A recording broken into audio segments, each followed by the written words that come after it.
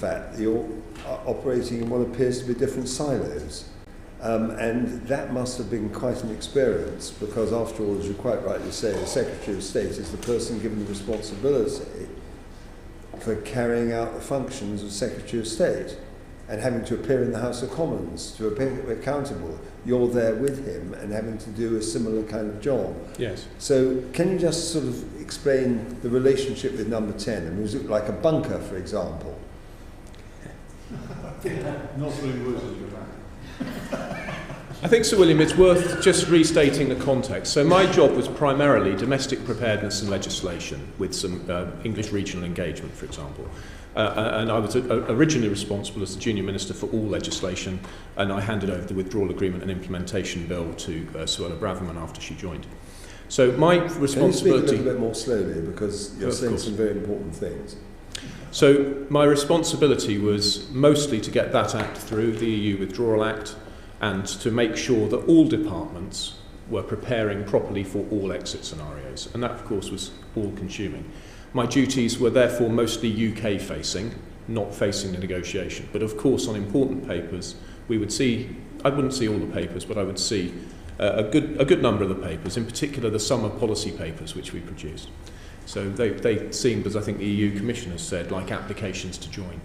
Now, the reason I mention this is that the constant refrain throughout my time in government was this atmosphere of reluctance to leave. And I think this is at the heart of the problem.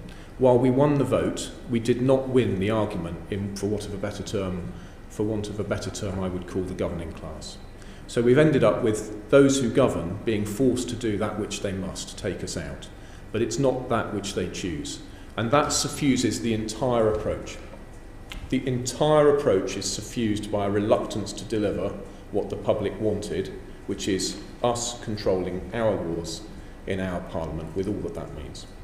So the relationship between Number 10 and the DEXU ministers was always one of instinctive tension, because I think it's fair to say, as Mr Jones will know, that the DEXU ministers overwhelmingly are people who believe in exiting the European Union. He was a minister before you were. Indeed, yeah.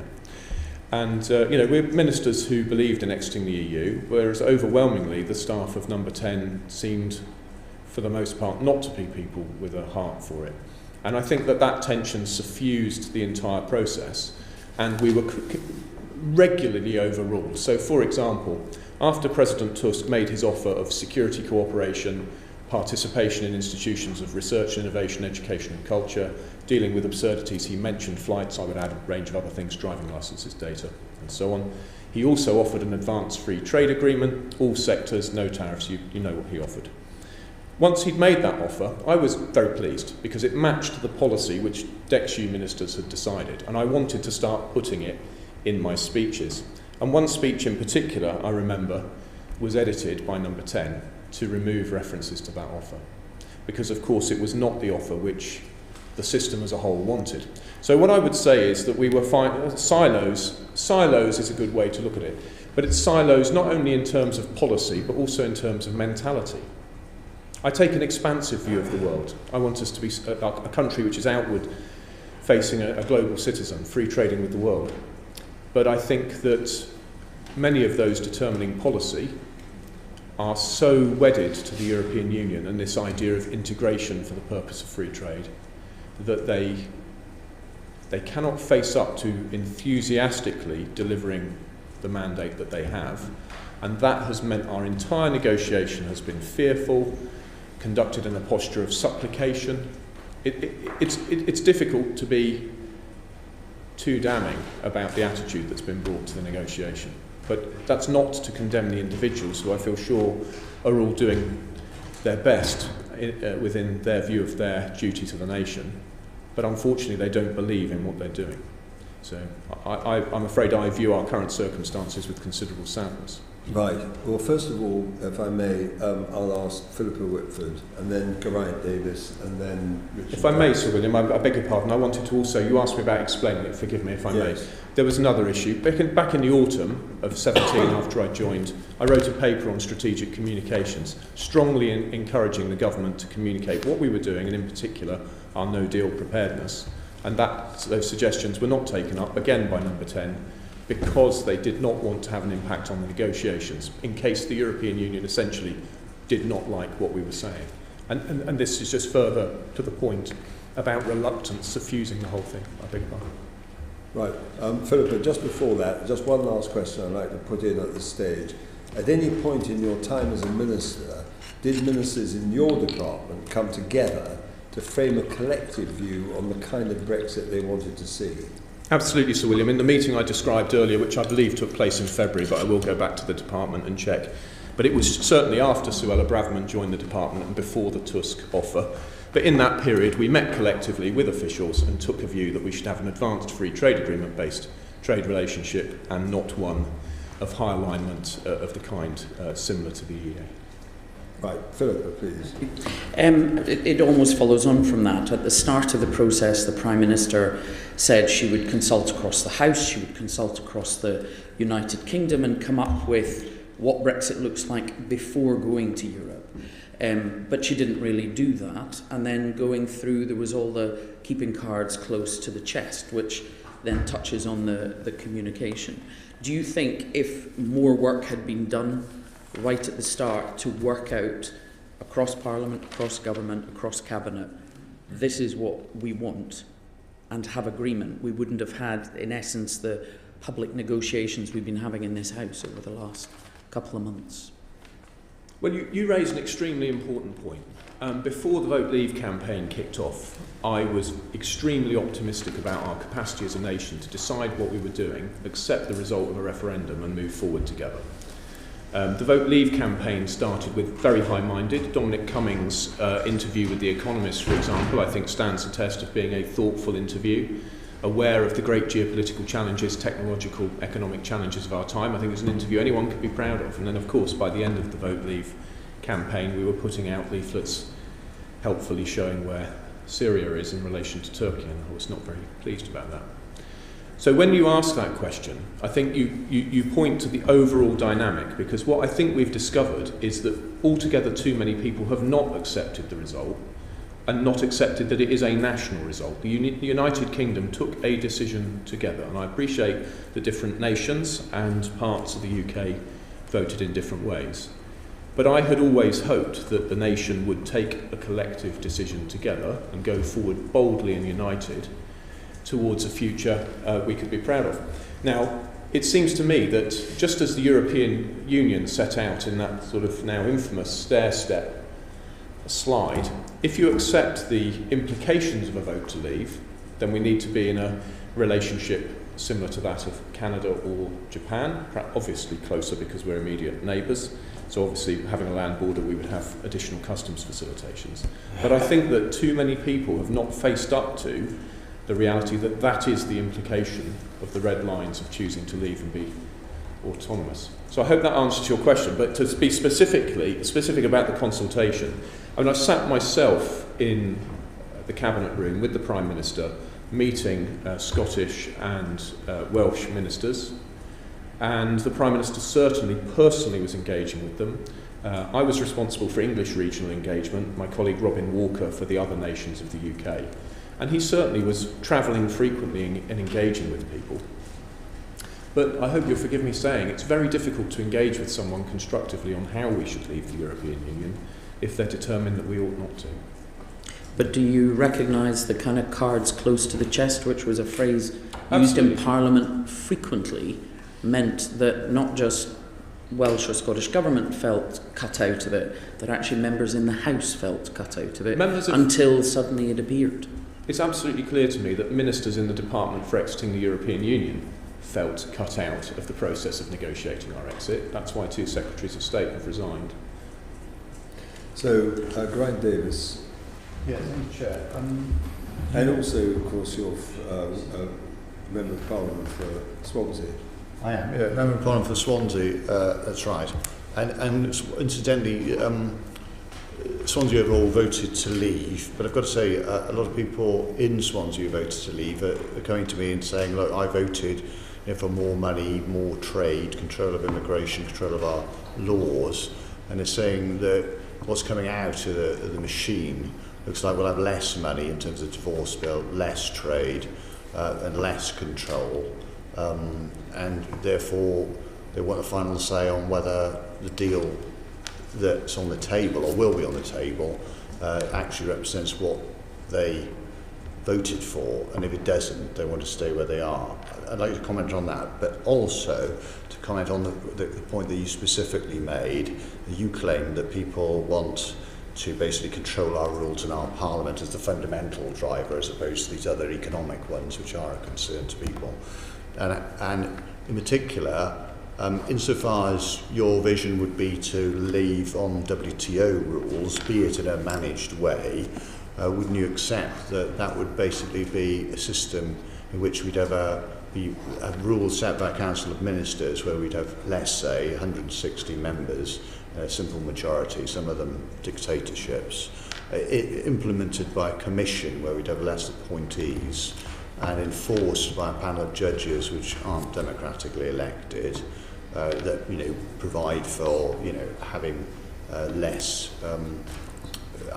state intervention and various other rules. And so how could you deliver your promise of more control of our parliament under the WTO, which was a less democratic and more sort of rule-governed system?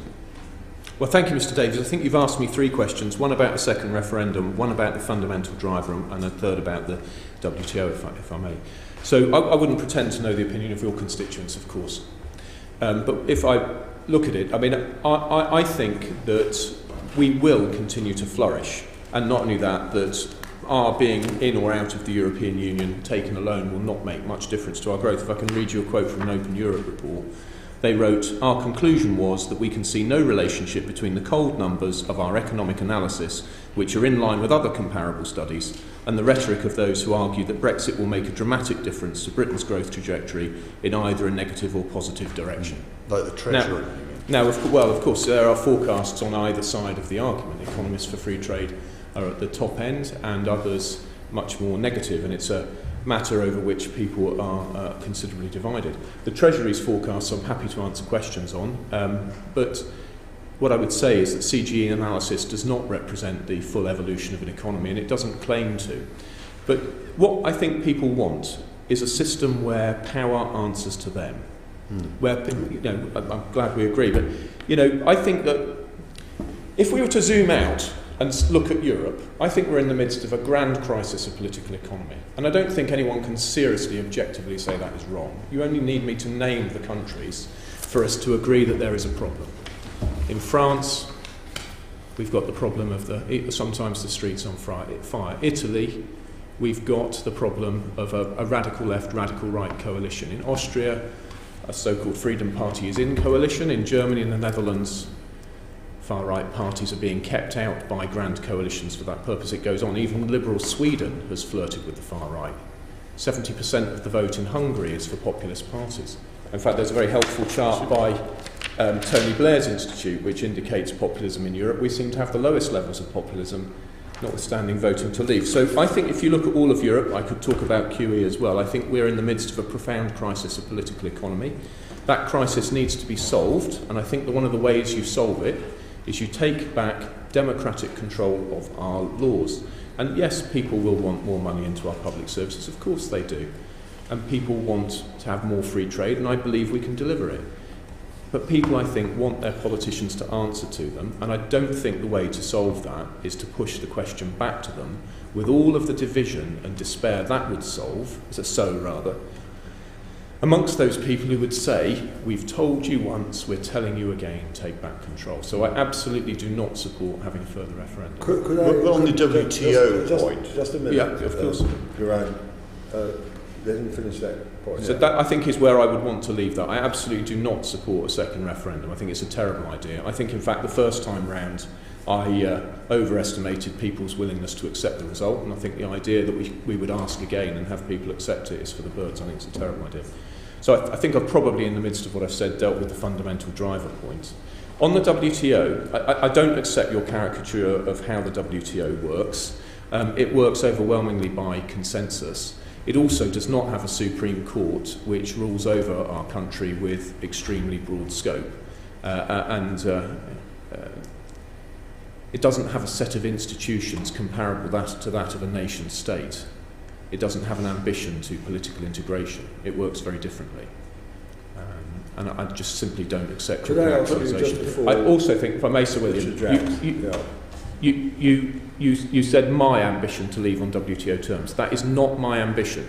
My ambition is to leave into an advanced free trade agreement with security cooperation and all those other things which President Tusk offered us, but I'm not afraid to leave on WTO terms, which are the underpinning of the world trade system. One question I'd just like to follow up on, you refer to the control of laws, you also look at the situation in different countries. You mentioned Italy, you mentioned the position in Sweden and in Hungary and the rest, and in France, the Yellow Vest movement and so on. But of course, actually, a lot of this is associated, is it not, and I'll ask you to tell me whether you think this is the case, with the fact that the fiscal compact, which was imposed, which David Cameron, to his credit, refused to join in on, and the checks too at that time, which is conceived largely and led by Germany for the purposes of making sure that they have control over the ultimate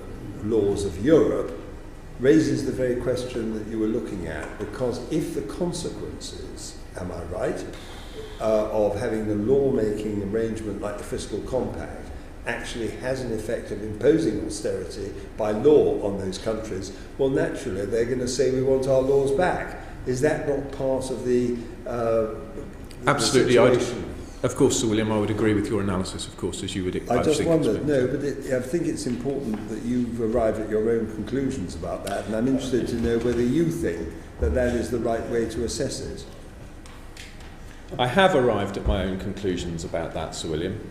And I think if anybody wanted to validate that, they would look at my website and they would see blog posts going back to 2007, before I was even a candidate, and they would see how my thinking. I've left it there, it's public, it's available, it's stevebaker.info if anybody wants to look at it. I doubt the server will crash now. There we are. But, you know, there are plenty of blog posts about my thinking on the European Union, plenty of writing on the internet. I've reached my own conclusions, and I certainly agree with you. Yeah. I think it's profoundly dangerous to impose things like a fiscal compact on populations in a way which denies the public a meaningful say over how they're governed. I see. Now, governments might make foolish decisions to overspend, but the public should have the opportunity to choose foolish governments or not. Richard Drax. We can't influence the decisions made here. But if I may, look, I sometimes look at the Scottish National Party with some sympathy, despite being a unionist, because I believe in democratic self-government. And I don't mind that you had a referendum, but the public in Scotland, as you know, with some, no doubt, discomfort, voted to stay in the UK. But, you know, we had a referendum, and that's what they decided. But yes, of course, I can see you can legitimately object to the way the UK is constructed, but you had a referendum. And we'll be looking for Anyway, Richard Drax, please. Mr. Baker, good afternoon. The questions you were asked this afternoon has had this process negotiation have impact on public confidence, that's the first, and then the democracy of our country. The second one is, could or should the government have done more to inform and explain to the public what it was up to? Yes, you're right. Your evidence to us so far confirms what I think most of us knew. In my humble opinion, I think it's devastating, your evidence today, that the government almost complicitly, our own government, I hasten to add, complicitly has tried to thwart the will of the people either directly or indirectly, and not least by not informing its own department, who was charged with getting us out of the EU, in what it was doing. Would you agree with me, Mr. Baker, that the question in or out was a very simple one? And I'm just a very simple ex-soldier. So to me, you either stay in the EU or you leave it. It wasn't about deals or economies. Yes, these are factors, of course. But in my humble opinion, I'd be interested to hear yours, government and others have thrown these factors that were not in the debate into it, intentionally to confuse and ultimately, in some cases, to stop it. So my question to you is, do you think that is the case? And my second question to you is, how complicit in this effort to prevent Brexit from your very, very damning evidence were people like Mr. Robbins and Mr. Barwell, Mr. Robbins we've had here, who in effect didn't answer our questions, but you know him better than we do. And Mr. Barwell, we know, is an arch Remainer, who is very close to the Prime Minister, and we hear very good evidence that his advice has very much influenced her thinking. I'd be most grateful if you could illuminate us on both those points. Well, Mr. Drax, I do think that the government should have done much more to communicate positively about Brexit. In fact, one of the points in the communication strategy paper I wrote shortly after arriving was that the government should be campaigning for government policy. And indeed, there is now a campaigns.gov.uk website. It's only taken them over a year to set it up, but it's now campaigning, of course, to the wrong things, but by the by. But yes, certainly government should have been doing much more to embrace the result and to communicate it directly. I'm very reluctant to directly attack either special advisors or officials, because in the end, ministers do decide. I think there's another great conversation to be had here. Do officials govern, or do elected politicians and ministers? Well, I think everybody here will have watched Yes Minister, and I think we need sometimes to remember that the old joke is it's a documentary, not a comedy.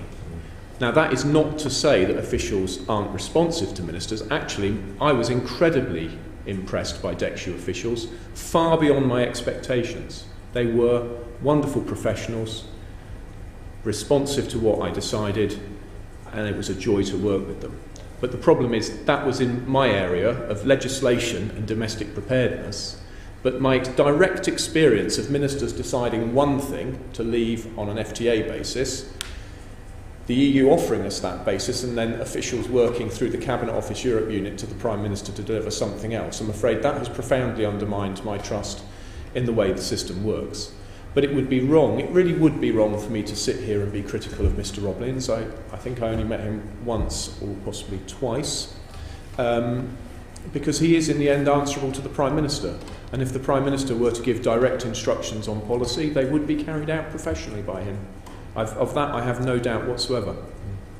I think when it comes to special advisors, one has to be extremely careful as an elected politician. I previously did make some comment to the newspapers, and I feel sure, and completely unrelated, with absolutely no relation to that whatsoever, I found myself subject to a number of smear stories in the newspapers about a week later. But I feel sure that was nothing to do with my previous comments. And just quickly, mere coincidence, but I'm rather reluctant to therefore be too critical. I understand and respect that. Finally, can I ask a quick question? If this had all been handled very differently and more positively, do you think now we would be in a very, very different situation with the EU? Yes, we would. Imagine that DEXU Minister's decision had been taken, accepted and carried out, and a few weeks later the EU offers us a matching offer and we had sincerely tried to deliver it. My goodness, how different it would look. Because we might have carried Parliament with us that there was a clear, constructive, deep and special partnership being developed on the basis of our independence, our separate and equal status amongst the nations of the world, or actually myself. And my goodness, it would have been different. But we need to rescue that position from now, which is why, of course, as you'll know, I've been working on what we're now calling the Morehouse Compromise, but that's perhaps a subject for later. But we need to rescue the situation. I still believe we can be an independent nation and get out of the EU successfully. But I would just implore the government to take seriously delivering independence. And that means not having a triple lock into the institutions of the EU through the implementation period, through the current backstop, and through a future relationship built on the backstop. Those three things are a triple lock holding us in. It's a mistake to pursue that policy, and it must change. To Michael Tomlinson, and then moving on to another subject now. Chairman, thank you. Good afternoon, Mr. Baker. Staying on the theme of communication, I want to ask you, please, about the media and media coverage. I want to ask your view on the quality of the coverage and as to whether it's been, in your opinion, fair and balanced. But separately, and perhaps as a supplementary to that, what could or should the government have done in response to that coverage, in your opinion? Great. Well, again, back to the first paper. I must go back and read it. The first paper I wrote, seriously, was about the government's communication strategy and what should be done differently, and I think I ought to go back and read it. and make sure that I can communicate to the committee some of the suggestions I was making even within the first few months. Well, perhaps you could send us a copy. If I am able to obtain a copy from the department, Sir William, I certainly will, but I'm not sure I'm able to do that. I will have to check, but I certainly will take notes and communicate to the gist. I'm very conscious, Mr. Tomlinson, when looking at the media, that there are, as somebody once told me, basically 5 categories of story which sell. Scandal, danger to the community, human interest, novelty, and the sport. So a good news story about how the Prime Minister's repealing the European Communities Act, or how we're going to end the saving of its effects at the end of the IP, these things are very difficult to communicate. More practically, it's very difficult to get a front page story saying that Eurotunnel, Calais and Dover will all be ready for exit day in March and there won't be any delays to freight traffic. It's difficult to get that onto the front pages because it's not a scandal and it's not a danger to the community. But if someone, do you believe that to be the case? Sorry? Do you believe that to be the case? What, that they will be ready? Yes. Yes, absolutely. They've announced it in public, yeah. But we still don't see that on the front pages. You just won't. So in answering your question about fair and balanced, I think that the media is what it is. It's bound to carry stories of that category and not the good news ones we would want. Yeah. But to really answer your question directly about the response, the government should have been putting up ministers much, much more often. The government almost seems, then and now, afraid to put up ministers in rebuttal. As you know what I'm like, I'm sure. I was chomping at the bit to get out there. And particularly now we've been into full-on Project Fear. Every time there's a big scare story, ministers should be in the media rebutting it and saying, no, actually, Calais will be ready. We will adopt a policy of continuity because risk will not have changed on day one after Brexit, and therefore we will not need new checks on day one after Brexit, and therefore Calais will not have any delays to freight traffic coming in. No, don't worry about Calais on that closed loop because here's the long list of things which Calais are doing. There will not be a problem. The customs facilitation that were recently announced should have been announced a long time ago. But as I said in earlier evidence, I was imploring government to make public our no-deal preparations, and it was prevented. I was told we could start after the December Council, and it didn't happen. I was told we'd do it after the March Council, and I very nearly resigned in protest at not being allowed to start. That's nearly a year ago. Indeed, Sir William. You might remember there was a front-page Telegraph story about having a new cabinet minister for No Deal back in I think it was in January. I'd have to go back and check. But you may remember a front-page story and some considerable fuss about having a member of the cabinet for No Deal, which was reported to be me.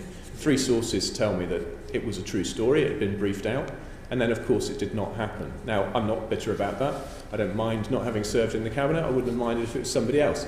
But the fact remains, that story was on the front page, and I understand it to be true, and somebody blocked it.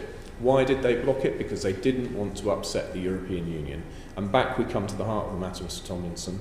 The government has constantly been in this posture of craven supplication, refusing to answer criticisms levelled at it in a proper manner, refusing to debunk scare stories, and it has left this country in the state of anxiety it's in. So I would say what the government should have been doing far sooner is making clear that no deal preparations were in progress, putting ministers up to debunk scare stories, being far clearer in announcing successes, finding a reason to make a fuss about successes as they came up, things like Euratom being dealt with. So government, I'm afraid, has in many ways not merely failed, but deliberately failed to communicate. Yeah. Chairman, maybe that others want to pick up, but just a very brief supplementary. Well, I know Richard Jackson. In which case, I'll just leave it here. In terms of media coverage, shortly after your resignation, I saw the striking phrase Potemkin structure. And Chairman, given your knowledge of history, you'll know all about Catherine the Great's lover, but I had to look it up. It's quite a striking phrase. Why did you use it?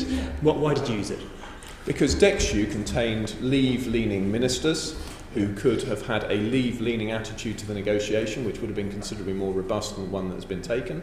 But actually we were there to disguise the reality that the negotiation, its tone and its substance was being driven by others. I'm quite sure that I was expected in government to fold, to hold on to my nice corner office on Whitehall and Downing Street, and my red box and all the rest of it, and fold and not stand up for what I believe is in the best interest of this country. It has for too often been used as a Potemkin to make it look like we're serious about leaving the European Union, when actually the policy has been to cling on to as much of it as possible. That's very interesting. Thank you. Mr. Drax.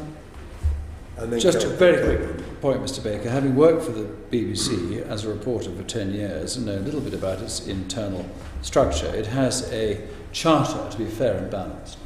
Now, I've listened over the last 8 years to the BBC, and I find it totally biased and unbalanced, and there's no doubt about that, and the statistics prove it. What did your department do to try and redress that balance? Because you say the story about the Calais port would never reach the front pages, maybe not on the local tabloids, certainly the national tabloids, but in the BBC, it should have been top and foremost to counter the Remainers who were trying to operate Project Fear. So what did your department do to try and counter the bias of the BBC?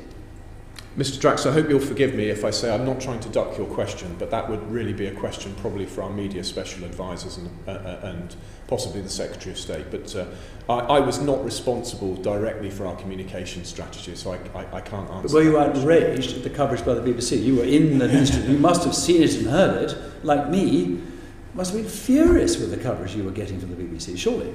I'm generally furious with the coverage which has taken place, not least because I'm quite sure that some campaigns to overturn the referendum result have had a deliberate strategy of demoralisation, and I think it is quite despicable that people should set out to demoralise the public in their millions, but I don't doubt that it has been done.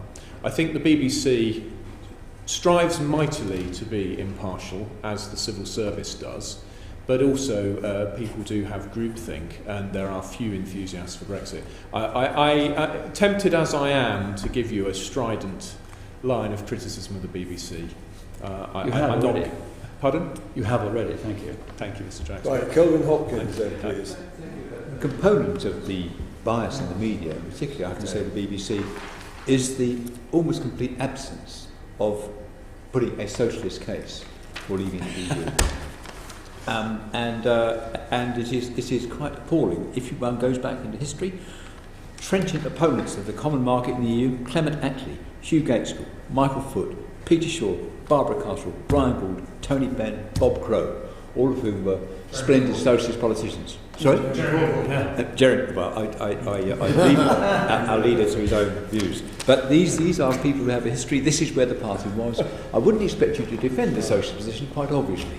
But nevertheless, there is a socialist case which can be completely ignored. Would you agree that one of the things that the media has tried to do is portray opponents of the EU as extremely right-wing and sometimes racist?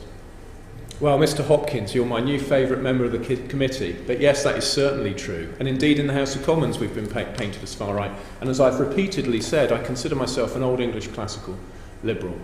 I'm profoundly committed, not least because of my faith, to the equality of every person, moral, political, legal equality, and their liberty, the dignity of the individual and their freedom. That's what I'm committed to in my life and in my politics. And so I absolutely agree with you that that aspect has been, again, despicable. The caricatures and the propaganda have been despicable. And you and I, of course, in the past have often formed allegiances in this cause. And I'm conscious that left and free market right and socialist left have often formed allegiances in this course of this journey. But it's always been founded, I think, on the same common ground. That common ground is a great faith in the people of this country and their capacity to choose their government. So yes, I think the Labour Leave case should be made, and made more strongly, more often. And I certainly think that people should not engage in mere smears. Too often I've been smeared so many times, it's now water off a duck's back. But people engage in mere smears rather than serious argument. And I think that they are failing our country profoundly when they do it. And I agree with what you've said. Thank you. So, David Jones, please. Yes, to return to, if you like, your experience of the department as a Potemkin structure. Shortly after your resignation, you appeared on BBC Daily Politics. I did. And you told the interviewer that you felt that the department, DEXU, had been blindsided and had been out of the loop. I would guess from the evidence that you've given so far that you believe that that was a deliberate exercise. But In what respects would you say that the department was blindsided?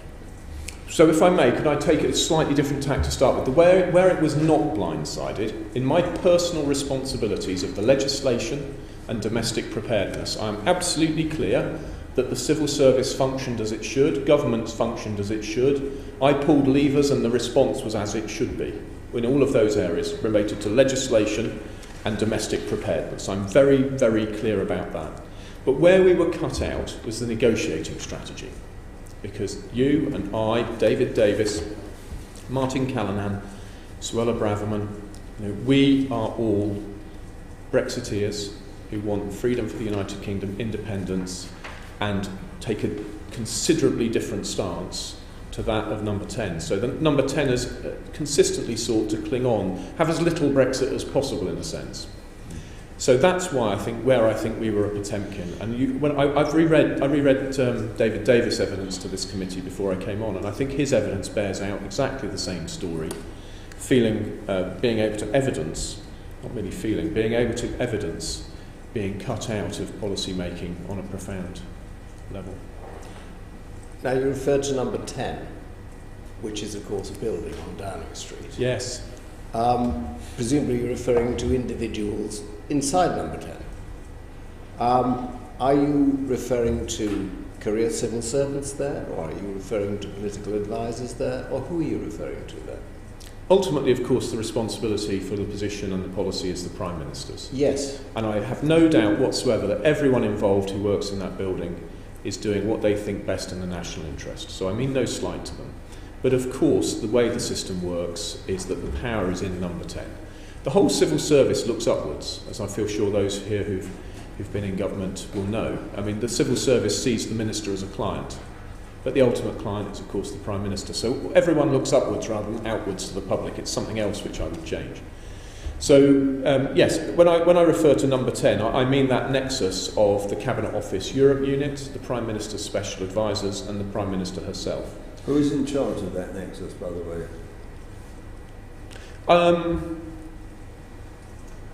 I think the most important people within this nexus have been Mr Robbins, Mr Barwell, and probably the Chancellor of the Duchy of Lancaster, Mr Lidington. So when you refer to being kept out of the loop, blindsided, are you referring to those individuals as the people who are responsible for the blindsiding and keeping out of the loop? Yes. So politics is, of course, a battle of wills.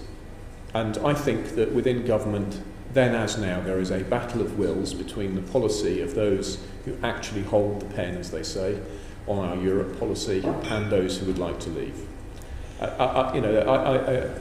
I often saw efforts to persuade me. There was one notable incident where I was asked to produce a video for the Sunday Politics explaining the new customs partnership. And I knew at the time they were trying to co-opt me into seeming to approve of the new customs partnership. And I very, very carefully chose what I said and how I said it, my intonation, perhaps as BBC journalists do, to make sure that people understood I did not approve of the new customs partnership. So that battle of wills included tricks like that, trying to get me on TV supporting a policy which they knew I didn't support, again. But I must say it's an extraordinarily Machiavellian exercise for people at the head of government to set up a Department of State, a completely new Department of State, as, if you like, a sham that is designed to conceal what the true aim of those individuals or of the people at the top of government is, which is something totally different from the remit of the department. Let's be absolutely clear. In the areas for which I was directly responsible, government functioned as normal.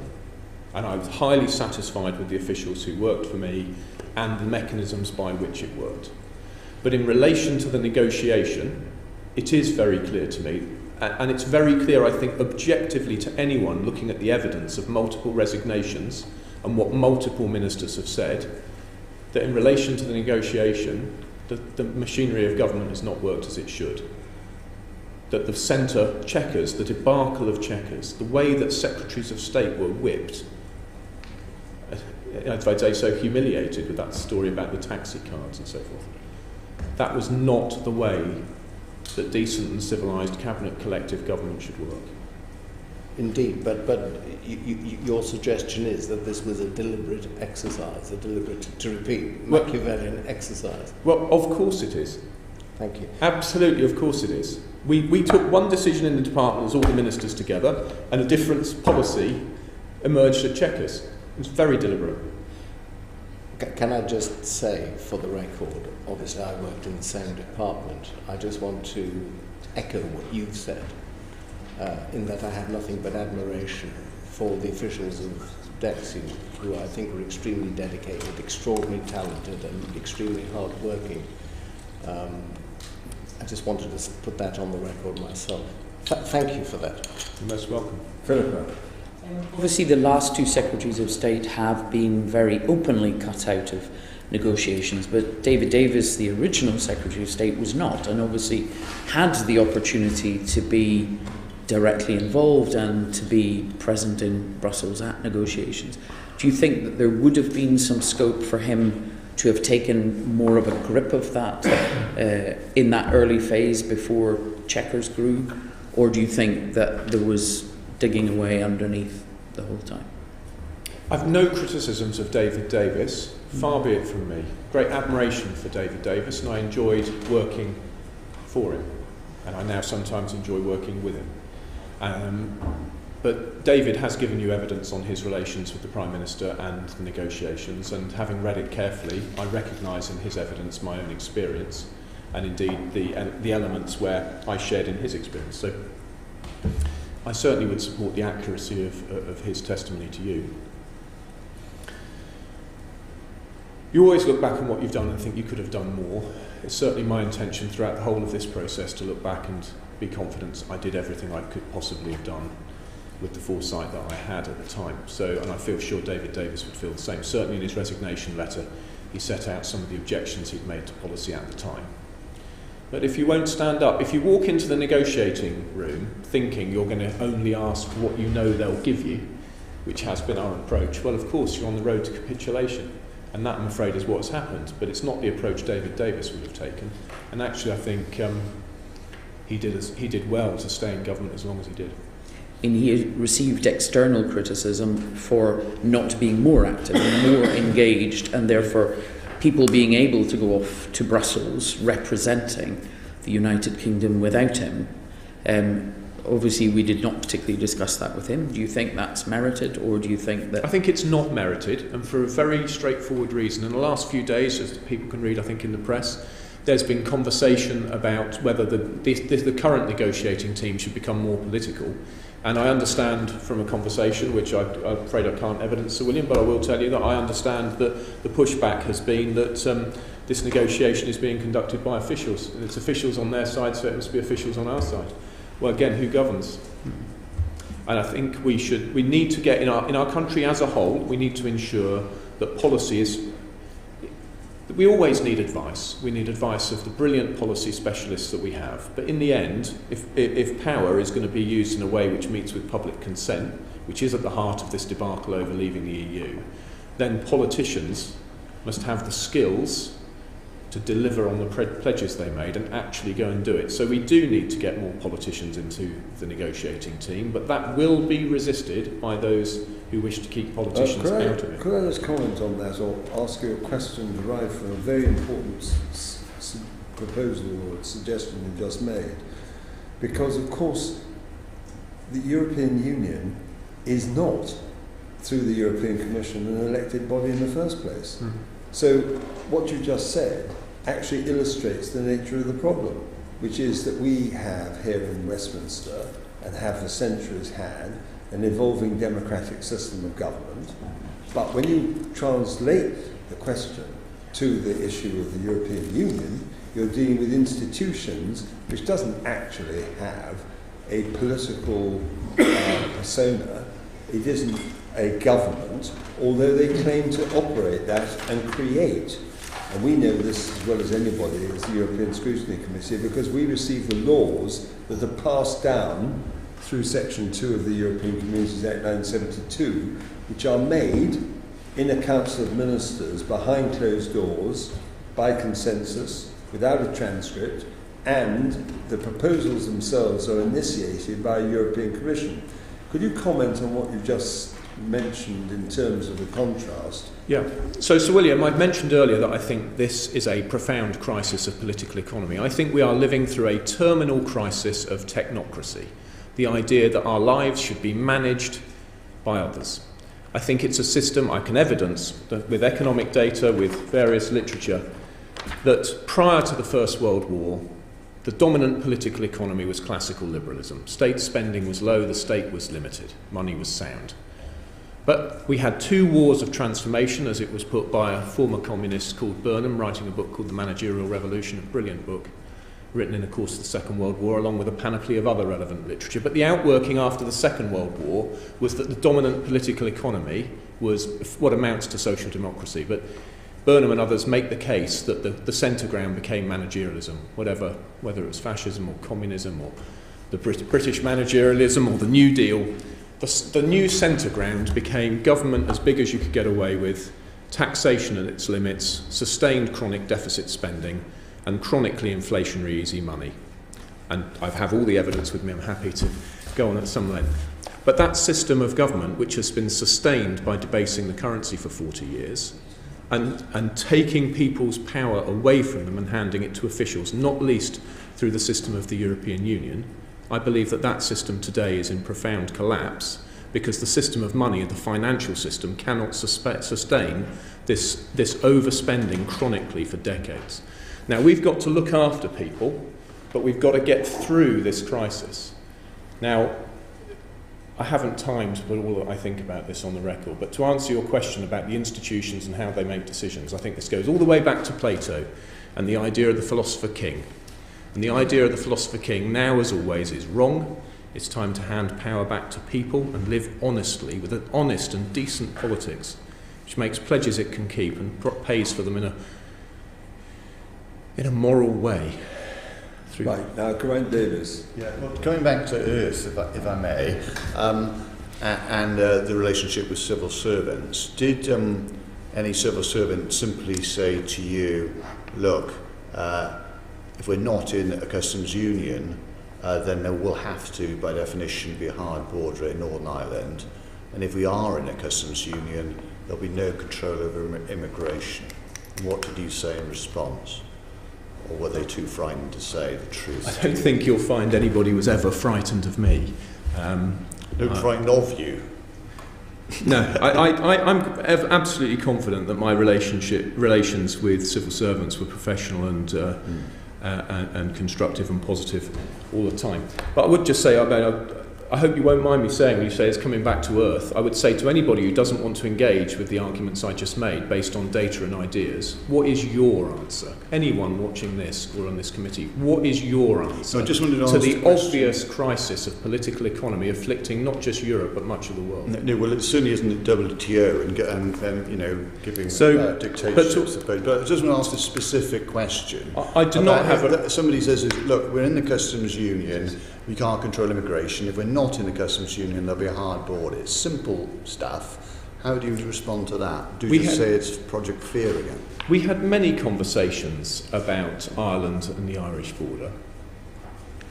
And but of course I don't have a transcript of all those conversations, and insofar as they were recorded I would have to go back to the department to go through my notes. But leaving the European Union undoubtedly raises a wide range of administrative problems, but when it comes to the movement of people, well, we'll preserve the common travel area. When it comes to is there a border today, well, yes, there is. There's an excise border, a tax border, a currency border. So when you look forward and think, what about regulations and customs? Well, you have to just ask yourself the question, can these problems be solved with current technology and administration? And the answer to that question is yes. And I happen to be sitting here with a treaty which solves those problems. So the problem of the Irish border is a very interesting one, and it's a matter of debate which I'm not in a position to answer. The extent to which it's been constructed, which many people have said, in order to justify a high alignment Brexit. Every party to this problem has insisted that there will be no hard border. Those are just words, aren't they? Well, I'm afraid we're politicians, we use words. If there's two countries without a customs union, there will be a hard border. Because No, that's not things true. will go back and forth, and they'll have different, I'm sitting here with standards and all the rest of it. It's just something that's asserted, which is clearly false. I think you need to explain what you mean by a hard border. I'm sitting here now with a treaty which means the border in Ireland would be invisible and compliant, just as it is with excise duties. Remember, if we were in a customs union, if we're outside the customs union, but in a free trade agreement with zero tariffs on all sectors, which is what the EU offered us, then there would be no customs duties to collect. You would have to make customs declarations, but you have to make intrastat declarations today. So, albeit not on consumers going to and fro, but this set of problems undoubtedly are massively overblown. And I am convinced if we can break through the ideological dogma that you have to have political integration in order to have free trade, if we were willing to engage with the solutions which, as I say, are in the treaty that's sitting here on this desk, then we can have an invisible and compliant border on the island of Ireland and be an independent country. Did any civil servant put to you that under the Good Friday Agreement there's a provision to have a referendum on the reunification of Ireland if there's a popular view that there should be one, and given that 58% of people in Northern Ireland voted to remain, and there's going to be this problem at the border, however, some people say they can resolve it. I say that I think there's an intrinsic problem. But did anyone in civil service say there's a real risk here, Minister, of basically triggering a referendum, the reunification of Ireland, not to mention downstream the Scottish issue, and therefore the union is at peril? Nobody ever said to me the union was in peril, and I do not believe that the union is in peril. The union is not in peril. But the Good Friday Agreement will be upheld. I think I can safely say that I am sure every DEXU minister at some point or another has said we will uphold the Good Friday Agreement. You will, and we will. But having read it myself... Have a referendum on the reunification of Ireland, which is in the Good Friday. You'll be happy to have that. No, with respect, I think we're now moving into the question of Northern Ireland itself as a whole. I'd rather be concentrated on these questions. I can confirm to the committee that I have read the Good Friday Agreement and I'm well aware of its provisions. But I don't think that the fact that those provisions are in there means that the Brexit makes the unification of Ireland necessarily more likely. I think that's a matter for the people of Ireland under the terms of the agreement. But Lord Trimble launched one of the papers associated with our solution to the Irish border, and no one surely has got more impeccable qualifications on this issue than him. And he stands with us on this set of solutions, and I'm afraid that's good enough for me. Right. Now, Andrew Lure, please. Yes, thank you, Chairman. So you've already stated, I mean, correct me if I'm wrong, but I think you have already stated that the white paper that was produced on the 12th of July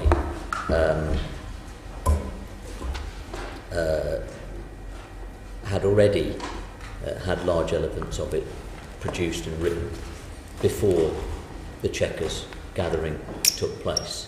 I did hear you say that, didn't I, earlier on?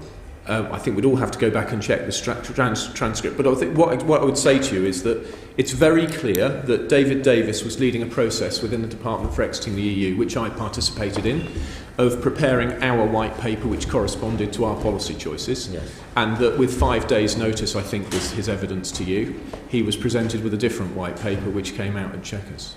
So it's very clear that the policy developed and presented at Chequers was substantially different to our policy.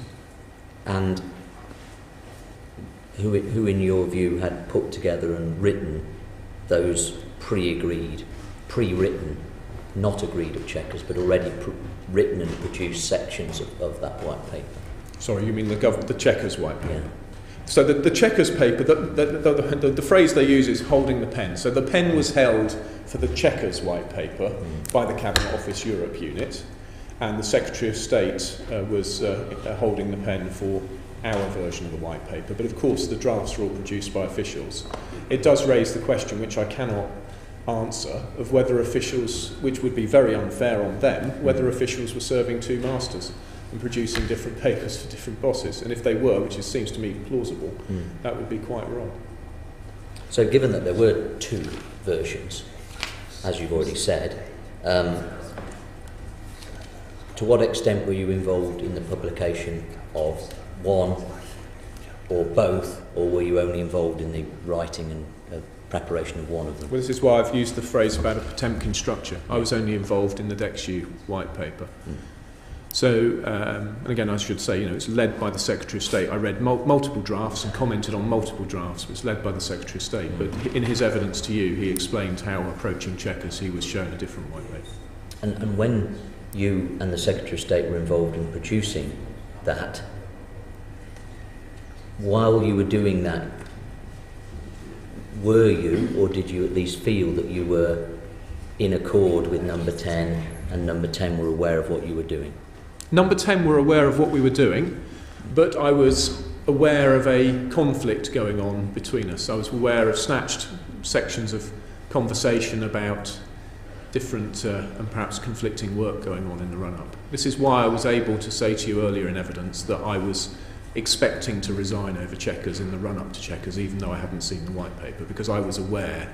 I was aware in the week or 2 before Chequers that this was going on, and that there was going to be a change of policy. So, yeah, snatched conversations gave me to understand. Gave you that idea. Great, thank you. Right, Kelvin Hopkins. Yeah.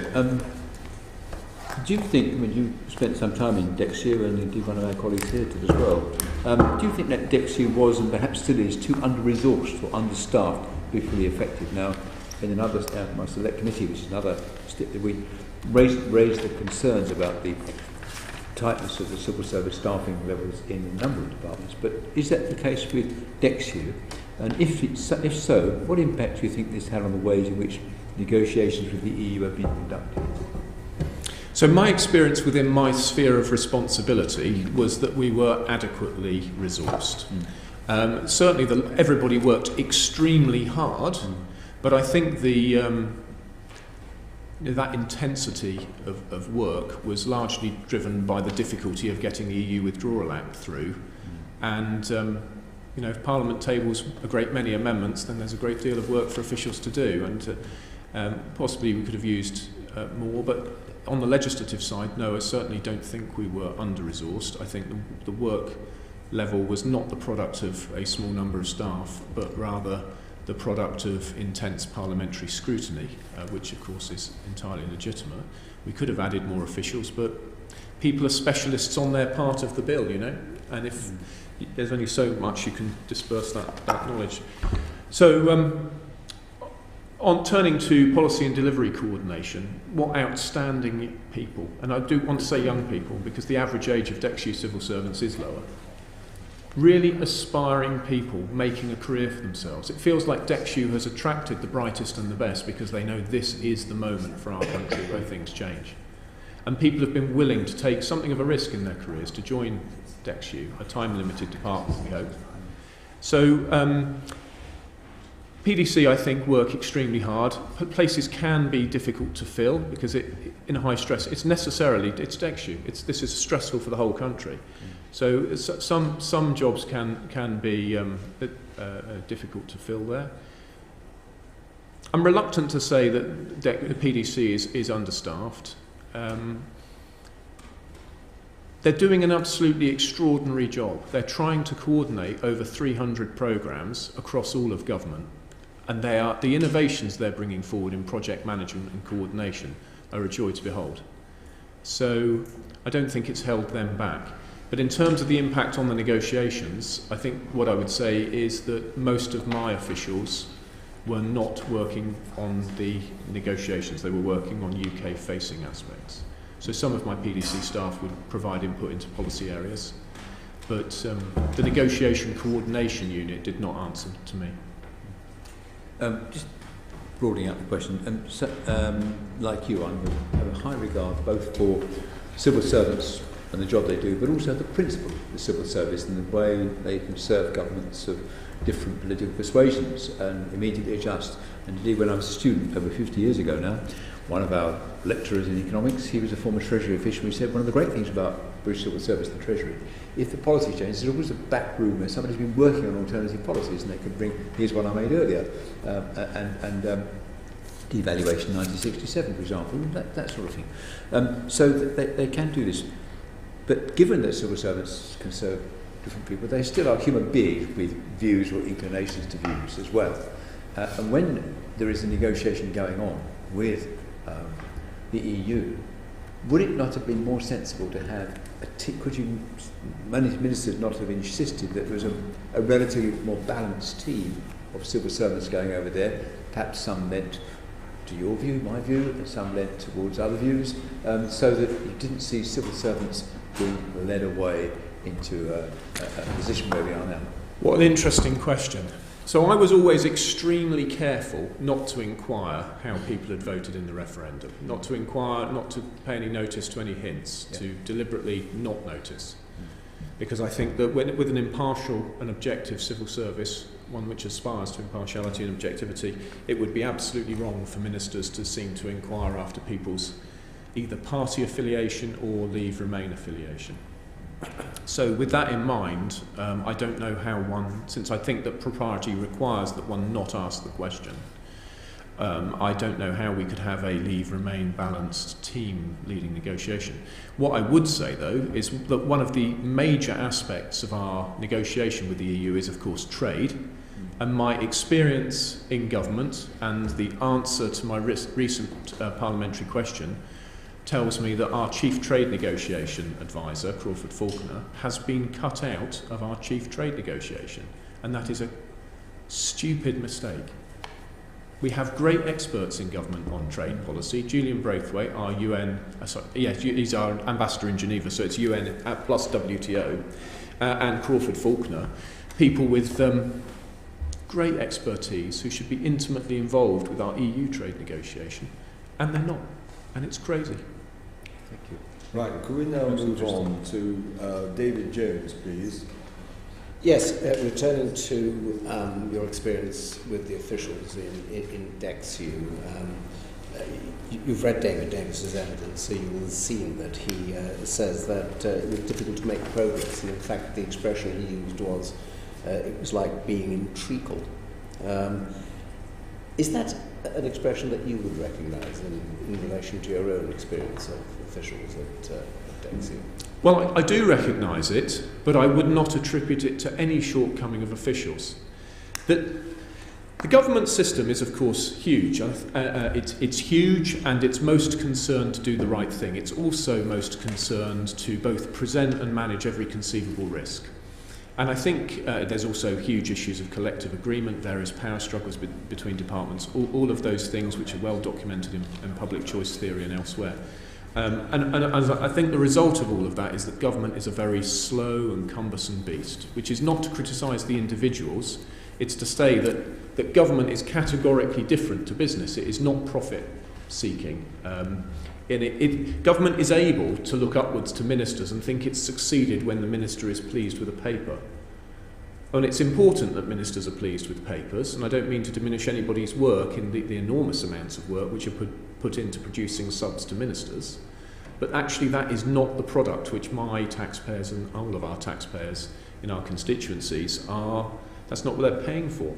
They want to be served in their lives. And so what I would say is that I think that there are really deep problems with the functioning of government, the state as a whole, which partly arise institutionally because it doesn't eschew profit and loss, it's not disciplined by profit and loss. And that's, of course, I start to depart from Mr. Hopkins, I'm sure, on this point. But the state not being disciplined by profit and loss ends up serving ministers and seeking status and bigger budgets, and ends up being very slothful. And some wonderful books like The Blunders of Our Governments, setting out how things go wrong through cultural misapprehensions and so forth. So yes, I absolutely recognise this idea that the system moves slowly, but that I don't wish to diminish any of the brilliant work that people do. Sometimes it moves very fast. Some of the work that's been done on software, for example, like the replacement for the traces system, which was rescued in the course of things. I think that, if I may, Chairman, just one further question. I think that you, like me, were responsible for overseeing the coordination of Brexit preparation across departments. Did you find that some departments were, if you like, more treacly than other departments? Absolutely, of course. And some departments took different attitudes to their reporting than others. So one department in particular insisted on saying it had no capacity to deliver month after month. And I think it's a matter of opinion, but fair comment to say that was part of their Treasury funding bid. But it created an enormous amount of work. There was an interministerial group which I chaired to drill into why they kept reporting a lack of capacity and it wasn't improving. But then once they got their funding bid through the Treasury, miraculously their capacity dramatically improved. So all these, I'm afraid, these things go on in government as people struggle for power and money. We're just coming towards the end, and I wanted one more question, Andrew Lure, relating to the question of the law officer's opinion and the ministerial code. Yes. Thank you, Chairman. So you know about the Attorney General situation. You know that the vote has taken place and the instruction was given to government to release the previously confidential advice of the Attorney General. What this committee, and our chairman particularly, but others have said repeatedly, but doesn't seem to be cutting through as well as it should, is that that instruction was for all of the legal advice relating to the withdrawal agreement, rather than just the bit about the Northern Ireland backstop. So in that context, is there a case for arguing that despite ministerial code provisions regarding the confidentiality of legal advice given to ministers by law officers, the circumstances surrounding Brexit are so extraordinary that all legal advice from the law officer should be made public through the negotiation process? And in answering that question, the follow-up would be, do you see, or what are any potential risks in making that information public for those involved in the negotiation process? And could I just add to that? Of course, remember, I may just add, that the Attorney General was held in contempt, and the government was held in contempt by a resolution of the House of Commons in relation to the full legal advice in relation to the withdrawal agreement. So for practical purposes, it's actually constrained by a resolution of the House of Commons. So on the point of the government being held in contempt, I found myself thinking there, but for the grace of God, go I, because of course we had leaks and humble addresses, plural, I think. The misery of being in minority government through this process is broad and deep, both getting legislation through and what it means for our negotiation, for the power of the Prime Minister to deliver what she negotiates. And I think that the Attorney General not only was required to produce the advice, but was subsequently held in contempt because of our status as a minority government. But there's no point particularly raking over that. Given that the government was ordered to produce the advice, the government must produce the advice. It must produce all the advice which it's required to under the humble address. I'm absolutely clear about that. But it raises the question, is there further relevant advice within the scope of that humble address which was not produced?